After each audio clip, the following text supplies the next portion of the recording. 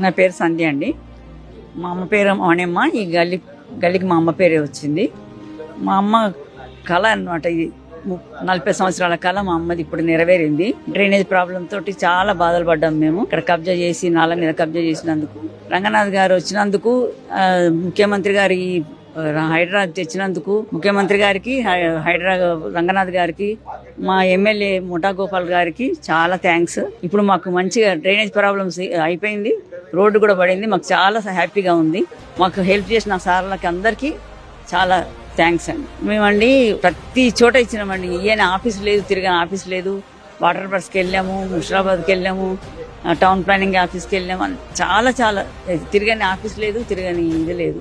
చాలా తిరిగామండి. హైడ్రా రంగనాథ్ గారు చాలా తొందరగా రెస్పాన్స్ అయ్యి మాకు ఆ రంగనాథ్ సార్ వల్లనే అయిందండి ఇదంతా. మాకు ఆయన వచ్చిన తర్వాతనే, ఆయన ఒక దేవుడిలాగా వచ్చాడు అనుకుంటా. మాకైతే మా కోసమే ఆయన వల్లనే అయింది. ఆయన వచ్చి చూసి ఇంత తొందరగా చేస్తారని కూడా మేము అనుకోలేదు. 30 ఏళ్ళ కష్టం ఈ రోజు తీరిపోయింది. మా అమ్మ కోరిక నెరవేరిందండి. మా అమ్మకి ఆత్మకు శాంతిగా కోరుకుంటుంది.